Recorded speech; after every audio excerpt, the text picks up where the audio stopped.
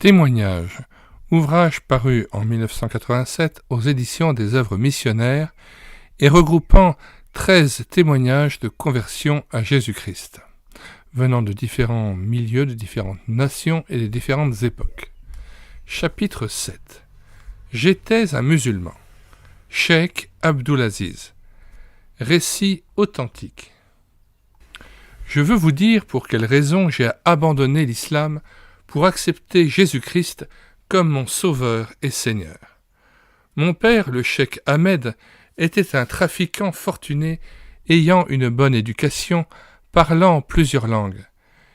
Il faisait partie de la tribu guerrière des cheikhs. J'ai reçu, moi aussi, une stricte éducation selon le credo musulman. Il n'y a pas d'autre Dieu que Dieu, et Mahomet est son prophète. La Bible et le Coran. Les Mahométans acceptent une grande partie de la Bible, mais réfutent certains passages du Nouveau Testament, niant la divinité du Seigneur Jésus en tant que Fils unique du Père, uni à lui et au Saint-Esprit, un seul Dieu en 3 personnes. Ils nient également la mort expiatoire de Christ sur la croix, ainsi que sa résurrection. Ils prétendent que lors de la crucifixion de Jésus, Dieu l'a enlevé au ciel et fit qu'un autre homme, lui ressemblant, fut crucifié à sa place. Ils croient toutefois que le Christ reviendra un jour sous une forme corporelle sur cette terre. Mon père était une sorte de réformateur. On se réunissait chez lui pour discuter des divers problèmes de doctrine. Lorsque j'eus 13 ans, mon père, désireux de me procurer une bonne éducation en anglais, m'envoya dans une école missionnaire. Mes proches parents s'y opposèrent, mais il fit la sourde oreille tout en m'avertissant très sérieusement contre la Bible. Néanmoins, en dépit de mes préjugés envers le christianisme, je fus bientôt captivé par le contenu de la Bible. Elle me révéla 2 choses. Premièrement, que j'étais un pécheur aux yeux du Dieu saint et perdu, ayant besoin d'un sauveur. Deuxièmement, elle me fit comprendre que Dieu avait donné un moyen de salut par le sacrifice expiatoire de son Fils sur la croix du Calvaire. Malgré cela, j'étais considéré comme très religieux par mes camarades musulmans. Je me rendais à la mosquée 5 fois par jour pour faire mes prières.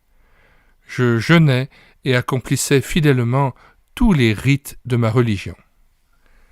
J'étais un propre juste, satisfait de moi-même.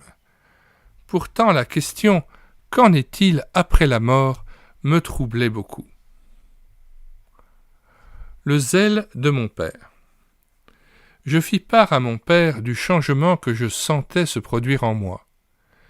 Il en fut perplexe et me conseilla une sérieuse étude du Coran et une comparaison soigneuse entre l'islamisme et le christianisme. Ma conclusion fut que le Coran ne nous apporte pas le chemin du salut, qu'il n'est pas inspiré de Dieu. Mahomet n'avait en fin de compte aucune lettre de créance qui fit de lui un prophète de Dieu, moins encore un sauveur, puisqu'il devait prier pour le pardon de ses propres péchés. Mon père me proposa ensuite d'étudier ce qu'enseignait le yoga. Je me décidai à le faire et devins le chéla, c'est-à-dire le disciple d'un prêtre célèbre de la Mecque. On m'exhorta à répéter par cœur certains passages du Coran et à répéter également le nom d'Allah des milliers de fois en tenant mes mains d'une certaine façon afin de les empêcher d'accomplir des actes coupables. Mais, à mon grand désappointement, je n'obtins aucun secours. Je ne pouvais aucunement me libérer des liens du péché qui retenaient captif mon mauvais cœur. Christ est l'opposition de Satan. Ayant essayé consciencieusement d'observer la religion de mes pères, et n'ayant trouvé aucun soulagement pour mon âme, je me tournai vers les saintes Écritures pour découvrir enfin le secret du salut. Je persévérai diligemment dans mes recherches, et cela me mit en contact avec plusieurs fidèles serviteurs de Dieu. L'un d'eux, en particulier, m'amena à une réelle compréhension de la vérité, sapant ainsi les bases mêmes de ma foi musulmane. J'appris alors que le Seigneur Jésus était bien le Fils incarné de Dieu, prenant la forme d'un homme, semblable aux hommes à part le péché, et qu'il mourut d'une mort expiatoire sur la croix du calvaire, afin que, par lui, je sois libéré. Le diable me suggéra que si j'embrassais la religion chrétienne, je serais chassé de la maison, que mon père et tous mes proches me traiteraient comme si j'étais mort, et qu'il ne me resterait plus personne pour prendre soin de moi. Ma famille était très fortunée, et cela me paraissait bien dur, certes, de quitter ma splendide résidence pour devenir un vagabond, être battu, pourchassé de lieu en lieu, et peut-être finalement assassiné. Ainsi Satan cherchait à m'écraser par la vision d'un avenir effroyable. Le Saint-Esprit et la prière. Alors la pensée me vint à l'esprit. Ne pourrais-je pas accepter le Seigneur Jésus dans mon cœur comme mon Sauveur, mais en gardant le secret? Les ténèbres envahirent alors mon âme. Un douloureux combat se livra dans mon cœur, assoiffé de délivrance et de vie nouvelle. Mon père finit par se rendre compte de ce qui se passait en moi. Dans sa rage, il mit au feu ma Bible, mes traités et mes livres chrétiens. Il me dit alors « À présent, tu vas être raisonnable et laisser tranquille tous ces bouquins-là. » Je répondis « Père, tu peux bien brûler ma Bible, mais tu ne peux brûler ce qui existe au tréfonds de mon cœur. » L'Esprit de Dieu est très réel. Il poursuit son œuvre dans notre être intérieur si seulement nous voulons lui permettre de nous parler à travers les Écritures. À cette époque, quelques chrétiens se réunirent pour prier spécialement pour moi. Je me joignis à eux et je sentis que l'Esprit de Dieu me contraignait à prendre une décision immédiate, quoi qu'il arrive, joie ou douleur, amis ou plus d'amis, père ou plus de père. Ce fut un moment merveilleux. Tandis que je priais, j'eus une vision de Christ. Je sentis alors qu'il était tout pour moi. Il y eut une grande joie dans mon cœur, tandis que je m'écriais « Seigneur, accepte-moi, je suis sous la domination du péché, mais toi, délivre-moi de sa puissance. » En un clin d'œil, la réponse me fut donnée. Il se produisit un changement total en moi, et j'eus conscience que j'étais passé de la mort à la vie, selon Jean 5, verset 24, que nous prenons le temps de lire. En vérité, je vous le dis, dit Jésus, celui qui écoute ma parole et qui croit à celui qui m'a envoyé a la vie éternelle et ne vient point en jugement, mais il est passé de la mort à la vie. Retour au texte.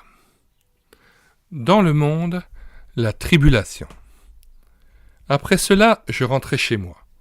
Ma sœur m'informa des cruelles intentions de mon père, qui avait décidé de m'enfermer dans une chambre et de ne jamais plus me laisser sortir de la maison.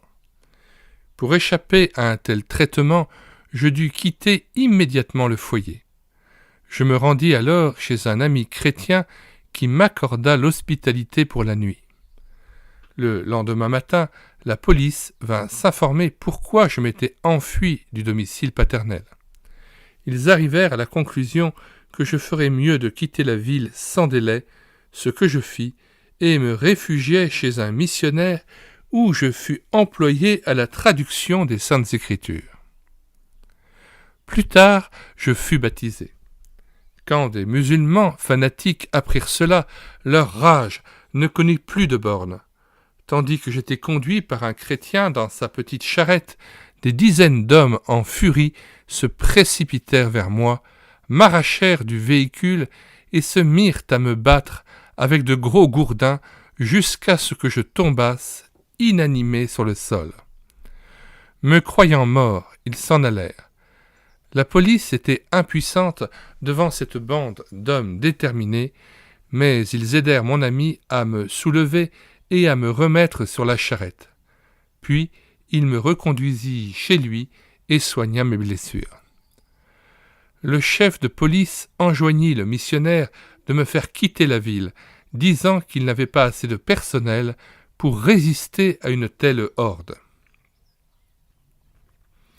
L'allégresse et la vie. Je me joignis alors à un groupe de chrétiens pour rendre témoignage avec eux, et je passai là 13 années heureuses. Je vis des centaines de conversions. Des gens qui abandonnaient leurs idoles de pierre et de bois furent baptisés et devinrent d'ardents disciples de Christ. Nous eûmes bien des aventures, certes, en visitant les villages. Nous bénissons Dieu pour de grandes délivrances. Des bêtes fauves, tigres, léopards, serpents, des inondations, des dangers de toutes sortes et des hommes mauvais. Nous sentons tout le privilège qu'il y a de pouvoir apporter le message de l'Évangile à des gens qui ne l'ont jamais entendu. Oui, c'est une chose merveilleuse que d'être sauvé, d'avoir la vie éternelle et de servir le Seigneur Jésus-Christ. Dieu veuille dans sa grâce bénir abondamment ce témoignage à sa louange et à sa gloire, et pour le bien de tous ceux qui le liront. Fin de la lecture de ce 7e chapitre de cet ouvrage intitulé « Témoignages ». J'étais un musulman de Cheikh Abdul Aziz. Nous rappelons qu'il s'agit d'un récit authentique d'une conversion à Jésus-Christ d'un musulman. Nous mettons dans les commentaires de cette vidéo le lien de téléchargement de cet ouvrage que nous avons présenté précédemment. Nous en mettons aussi le plan dans les commentaires de cette vidéo. Nous vous invitons à regarder aussi sur le site internet médiathèquechrétienne.fr la page d'accueil et à regarder les centaines d'ouvrages de dizaines d'auteurs que nous avons déjà numérisés afin de vous enrichir de ces ouvrages qui tous sont épuisés et non réédités parmi ceux de la littérature chrétienne. Nous vous disons au revoir et à bientôt pour une prochaine lecture audio.